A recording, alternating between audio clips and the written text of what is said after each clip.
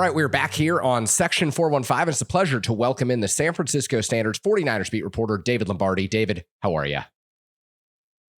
Doing well, Kerry. How are you doing? Doing well on my end. We had an eventful day on Sunday, seeing you down at Levi's Stadium. It was a beautiful afternoon for everyone but the 49ers defense. And I think that's where we will start today. No moves at the trade deadline, at least the day of the trade deadline. The previous week, they did acquire Keon White from the New England Patriots. They also added Cleveland Farrell, who the 49ers are, of course, familiar with him, added him to the practice squad. But what did you make of the relative inactivity that the 49ers had at the deadline and their pursuits of players who didn't ultimately end up in San Francisco? Well, it was really interesting to see the immediate aftermath against an elite offense of the Rams. And it was really clear watching that game that whatever move the 49ers could have made by overpaying for a pass rusher wasn't going to change the biggest problems on that defense. And it was in the back seven. They were not forcing Matthew Stafford to take an extra hitch. By that, I mean, you got to have tight enough coverage, a tight enough plaster on the back end to where Stafford has to think for a split second longer to even begin to think about the chances the pass rush hitting home. And whether it be Renardo Green, Diamaro Lenore trying to fight through some of those blocks on screens, he wasn't able to provide tight coverage. He gave up 2 touchdowns yesterday, mainly on screen action. There was Malik Mustafa getting beaten by Devontae Adams on that out in the end zone, where Matthew Stafford was able to get rid of the ball in 2 seconds. And there was no pass rush addition the 49ers could have made that could have gotten to Matthew Stafford quickly enough to change any of that. They did trade for Keon White the week before. Fittingly, I thought that he was the one guy that did get to Matthew Stafford with the sack there in the first half. And that was a good effort sack. He beat right tackle, then the guard pushed him down, then he got back up and was able to get to the quarterback. But pass rush might be the least of the 49ers worries now that they've added a little bit there before the trade deadline, and some guys have come back like Bryce Huff. It is the back seven, Kerry, without Fred Warner, communication breakdowns.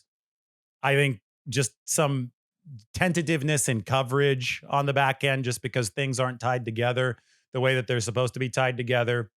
I joked yesterday that maybe Fred Warner should be inducted into the Hall of Fame today, even though his career's not over, just given what he had been able to cover up and, just what he had been able to orchestrate on the back end. Because without him, you could see the holes in this 49ers defense. Guys are wide open way too often. The coverages are given up, just the chunk plays that the 49ers give up for free, where it's, 3-step drop, 5-step drop, boom, throw, no hitch at all. That all comes back down to the coverage. And this defense very clearly is not one pass rusher away from being a good defense. Now, can they improve a little bit?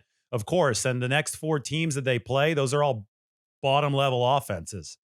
They're going to be favored over the next 4 games. So George Kittle said it after the game yesterday. He expects Coach Robert Saleh to develop these guys, find a little bit more efficiency, a little bit more juice out of that defense, tighten up some of the coverages, coach out some of these big time blemishes that we saw against the Rams. And if he's able to get just number 20 level efficiency out of his defense, I think we saw like number 30 level efficiency against the Rams. If he can bump that up to number 20 with some of the mechanics of coaching that we see over the course of the next month, the 49ers offensively have enough juice to beat teams who they'll be favored against. And that's where this team sits right now. David, just sticking on the trade deadline for a moment, what I found really interesting, and you wrote this in your reporting last week, is the 49ers were in the market for the right player at the right price. Kyle Shanahan and John Lynch consistently said, hey, we're willing to make a trade, but this player's got to help us not just this year, but also next year, or the price has to be absolutely right to the point where the 49ers feel like they're getting a deal. And you reported that they went after New York Jets pass rusher. You reported that, they were making calls around the league as late as Tuesday afternoon when the trade deadline hit at 1 p.m. Pacific time. But ultimately, we could all tell on Sunday that this defense was not one player away. I wonder, would there have been a right price for the 49ers to make an addition at? I think that when they speak of a willingness to take on a rental, which both Kyle Shanahan and John Lynch have said they were okay with taking on a rental, would have been somebody like Trey Hendrickson for a 3rd round pick. Interesting. That's a player who's so good, not only rushing the passer, but also against the run. And what happened against the New York Giants needs to be talked about as well. The 49ers had been the number 6 run defense by EPA in the whole league up until this game against the Rams. What happened against the Giants? They lost Michael Williams, who's taken on an inordinate amount of double teams, who set a really good edge against the run. They also didn't have Alfred Collins, the other rookie, and they spent the entire 2025 draft, like the first 2 rounds of it, just focused firmly on improving a run defense that had been number 29 last year. They got it up to number 6. It dropped to number 12 in one game. So, they just have reached this critical mass of injuries to where you're right. There isn't really just one fix that the 49ers can make to stop all the leaks and all these different spots. But if there was one player who could take a big bite out of some of those problems, it was going to be somebody who could also play the run, wasn't just a pure pass rusher. And that would have been Trey Hendrickson. And they were calling Cincinnati about Trey Hendrickson. I can tell you that there are prominent players in the 49ers locker room who really, really respect Trey Hendrickson and would have welcomed him with open arms onto the team. But the Bengals wouldn't budge from a first round pick. And sorry, that just doesn't make sense. There's 8 games left in this season. Or at the time, there were 8 games left in this season. And Trey is going to want a big new contract at the end of this year. So the price of a first round pick is just absolutely prohibitive, especially considering the fact that he's been dealing with a hip issue that's kept him out of some action lately for Cincinnati. So maybe a 3 for Trey Hendrickson would have been the rental price that the 49ers were willing to go to. They definitely weren't going to go a second round pick for Jermaine Johnson, considering the fact that their fair market price for Bryce Huff, who's I think a better pass rusher than Jermaine Johnson, he's not coming off an Achilles tear like Jermaine, was either a 4th or a 5th round pick in the offseason. So, and Huff is in a similar contractual situation. He used to be teammates with Jermaine Johnson on that New York Giants pass rush. I think the 49ers might have entertained a 3 there, but probably not. The 4 was what I understand the max offer that the 49ers offered the New York Jets for Jermaine Johnson. And they wanted a 2. And the market had just overheated because they had gotten a 1 and a 2 from Jerry Jones for Quinnen Williams. Right. And they also traded Sauce Gardner away for a pair of first round picks to the Indianapolis Colts. So you can't really blame the Jets. They're like, oh, look at the prices that we're selling at. We're going to hold strong at the second round pick. But I think, Kerry, the most telling thing is that Trey Hendrickson was available for that first round pick, and Jermaine Johnson was available for that second round pick, and nobody else in the league ended up trading at those prices for them. So the 49ers, if they would have pulled the trigger on one of those 2 trades, they would have been the only team in the league. And usually when you're the only one willing to do something, you're getting fleeced, like Jerry Jones with Quinnen Williams at that defensive tackle position. All right, let's move on to headline number 2. And you touched on this a little bit, but it was very clear that Matthew Stafford knew exactly how to expose the back 7 for the San Francisco 49ers, David. This is a back 7 that without Fred Warner wearing the green dot just isn't the same at the moment. And so I wonder, from your perspective, are there ways that this group can improve over the second half of the season? Are the Rams just so good and so talented, Matthew Stafford operating the Hall of Fame caliber level that he does, that it was bound to be overwhelmed no matter what? Or are there signs of bigger cracks in the foundation that probably won't be fixed by the end of the 25 season?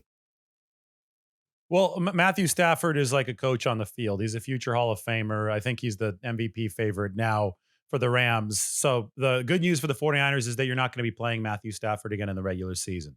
Bad news is that you have a team like the Seattle Seahawks on the schedule. You have the Indianapolis Colts on the schedule. Those are 2 fellow top 5 offenses of the Rams. But the very good news for the 49ers is that the next 4 games come against offenses ranked number 21 in the Arizona Cardinals, number 26 in the Carolina Panthers, number 30 in the Cleveland Browns, and number 32, dead last, in the Tennessee Titans. So the strength of competition just gets worse and worse and worse over the course of the next month. And when we look at the back 7 of this 49ers defense and see all the communication issues that they had, all the wide open spaces that were there, some of the bad tackling that was there. I mean, there were so many issues, right, in that back 7. When we look at that, we can say, okay, Matthew Stafford in a top 5 Rams offense is in really, really good position to exploit those vulnerabilities.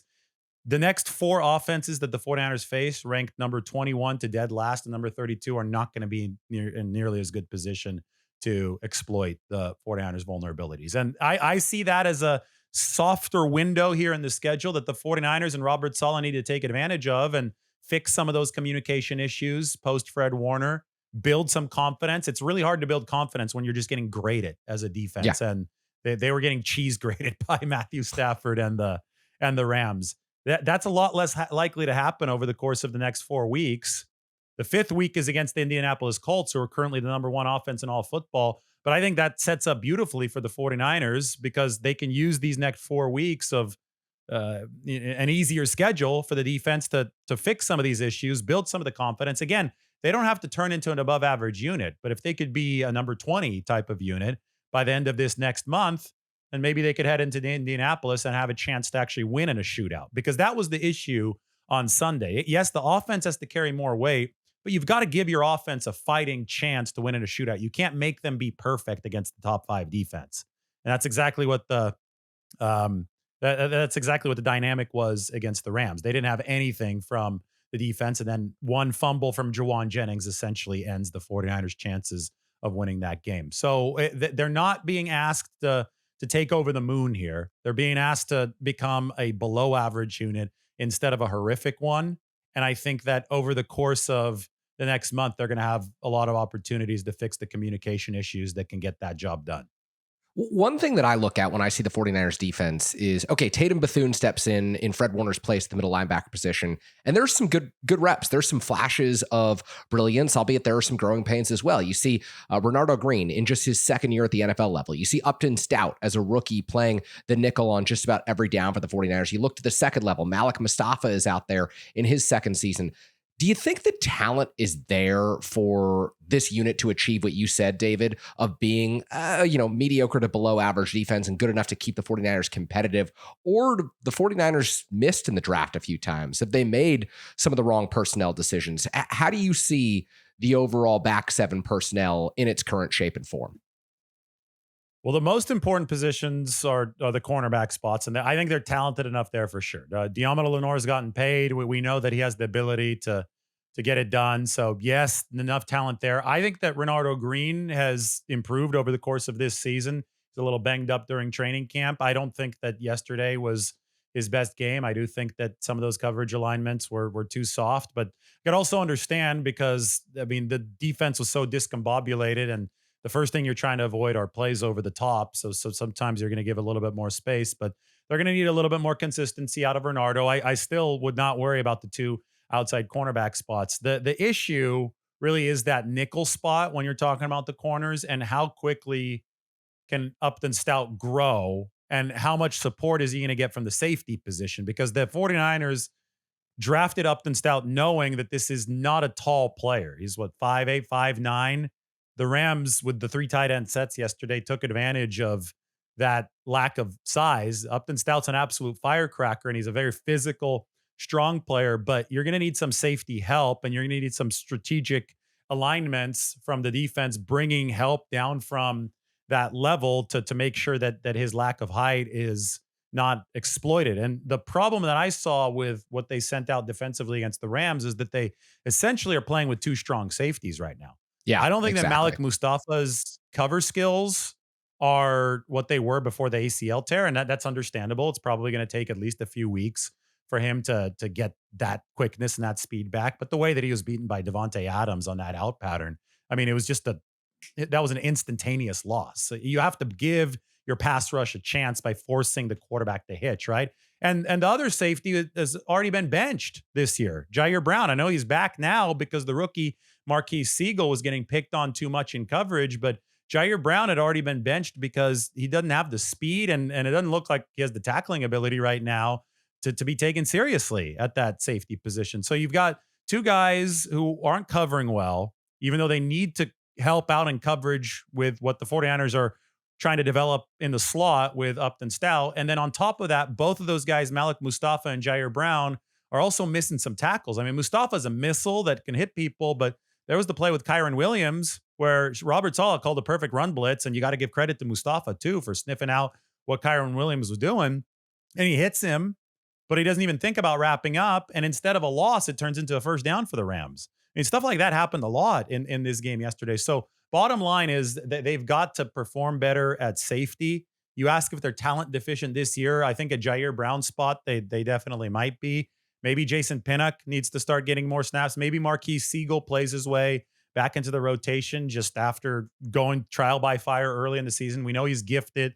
Now he's gotten some scout team practice reps. Maybe we see him blossom by the end of the season. It's all possible, but they definitely are a little shorthanded right now, I think, in the ability department at safety, and that needs to turn around. They've got some bodies to potentially make it happen, but that needs to turn around for this defense to stop getting burned so much on the back end. So let's move on to our third headline here, David. And that is, first off, we opened this episode discussing the trade deadline and 49ers' relative lack of activity, especially on deadline day. And then you followed that up with how this defense looks against the Los Angeles Rams in a 42-26 loss.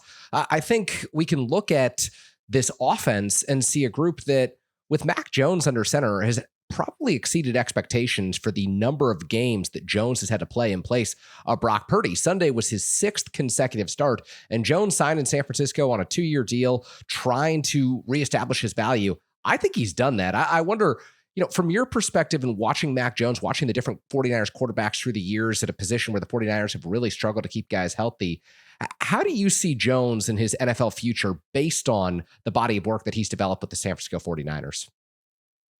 Well, he's making himself a lot of money right now. Probably the most objective way to quantitatively look at quarterback play is QBR, because that's going to take into account a lot of different factors. And Mac Jones ranks number 11 in QBR. That's not simple quarterback rating. That is the ESPN proprietary QBR ranking that has generally, I thought, done a good job reflecting the eye test as we see from these quarterbacks. And the fact that the 49ers have a backup knocking on the door of the top 10 is truly, truly impressive. For reference, Brock Purdy in 2023, when he lit the league on fire, was the top quarterback in QBR, number 1. That's why he was an MVP finalist. And Purdy fell down to number 7 in 2024 when things weren't going as well around him. It's always impossible to disentangle the team around a quarterback from the quarterback himself. But I think QBR does as good of a job as possible when it comes to the quantifiable metrics, and Mac is up to number 11. So, I mean, the sample isn't tiny anymore either, right? It's been 8 starts for Mac Jones. I think the 49ers are 5-3 over those starts for Mac. So it's one of those things where if he also continues showing some of the pocket nimbleness that he showed to a greater extent against the LA Rams, I'm talking especially the touchdown pass to Luke Farrell when he was shuffling in the pocket, and then he found the escape hatch on the left side, even though the entire play was designed to go right. Nothing was there. He goes Farrell off schedule. Farrell wasn't even really running a route. He was just standing out there as an emergency outlet. And Mac had the wherewithal and he had the physical ability to shuffle out of a little bit of trouble and find him. I mean, nobody's going to say that he's extremely mobile, but he's resourceful. And there is ceiling raising potential from a quarterback when he is that resourceful with his legs. And that's what could make Mac Jones some money. And it could also make the 49ers a trade profit over the course of this offseason. I know that Tim Kawakami, our colleague, has written about a potential tacit trade agreement between Mac Jones and the 49ers when they signed him to this 2-year deal. I don't know if that's in place or not. Tim was just speculating. But if the 49ers do end up trading him this offseason, I think he fetches at least a 2nd-round pick based on what we've seen so far. I mean, number 11 QBR is no joke, and it's not like the setup has been awesome for the 49ers around Mac Jones this year. If he continues playing, if Brock Purdy, for whatever reason, doesn't re-enter the lineup this year and Mac notches win after win after win, it could be a higher price than a 2nd-round pick moving forward. And he can make some significant money signing an extension with a new team. So, it's fascinating. He's making money, more of it by every single win, and quite literally so. Yesterday they didn't win, or Sunday they didn't win, but it's $100,000 for every subsequent Mac Jones 49ers win, Kerry. And right now, he's $500,000 in, so he could keep on adding to that total while also securing a bigger contract next year or the year after that.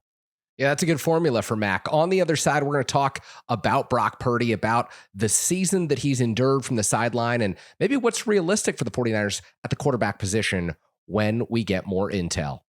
All right, David, I find it interesting. Each and every week, Brock Purdy seems to take maybe a few more snaps with the first team. There seems to be more optimism coming from Kyle Shanahan and John Lynch in their public appearances about when their starting quarterback might return to the field. But until he's out there, I kind of find it hard to believe that he will be out there. It's almost like a wait and see situation with the 49ers and their starting quarterback. What have you made of the whole injury that he's dealt with? Because turf toe is just a very delicate injury, and it is tough to predict, tough to handle. And I think has forced the 49ers into a tough predicament here. We've gotten more clarity from Kyle Shanahan about the 49ers strategy over the past 2 weeks in both post-game press conferences than we had over the course of the prior month plus combined. And Kyle has said the two things that we assumed, but he's now said them out loud, which I think is important in this whole process. He said that they don't expect Brock to be back at 100% this year. That's the nature of turf toe. It's something that ended the career of Patrick Willis. And it's an injury that you literally just have to sit around and not do anything for a long time for it to fully go away. If you're moving around, then it's probably, if you could work with caution and you could allow that injury to reapproach 100%, but you're probably not going to hit 100% until you have an actual full off season to rest it. So Shanahan said that out loud against the New York Giants. I thought that was important progress because the more forthcoming he is about all these details, I think the more likely it is that Brock Purdy is actually getting closer because they're actually thinking of the strategy of reinserting him onto the field to play.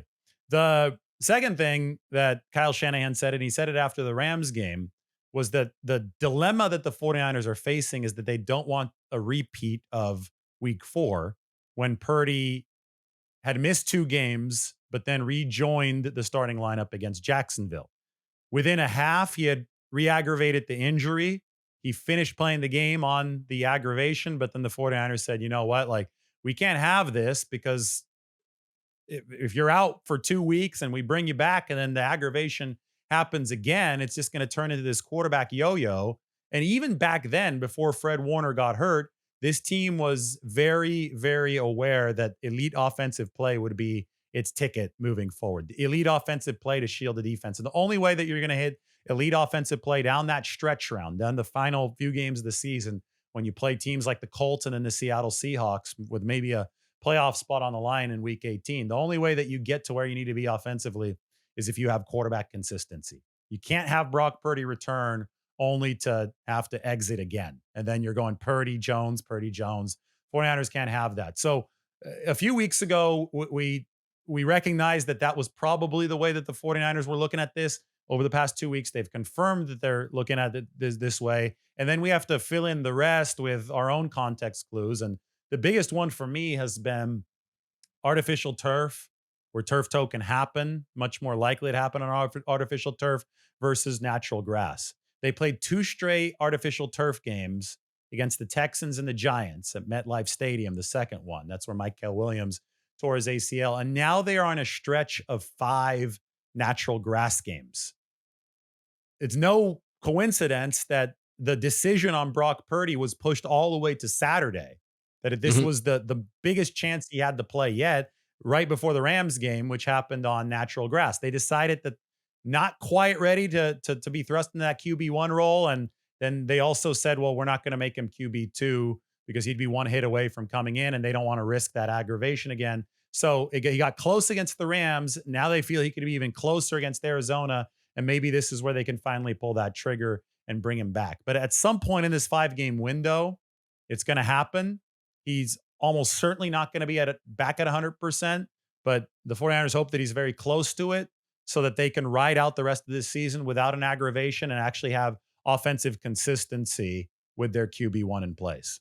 And then last one for you, David. Is there any part in your mind of Kyle Shanahan and John Lynch wanting to see what they have in Mac Jones? I mean, when you think about how close he could have been against the Rams in terms of Purdy and returning from injury, does it benefit them to get another look at Mac? Does it benefit them to try and get Brock another week closer to 100%, maybe take him from 80 to 85% if that's the cap that he can be at this season? And again, it's all theoretical, but is there a part of you that thinks that maybe Kyle enjoys having the ability to watch Mac operate?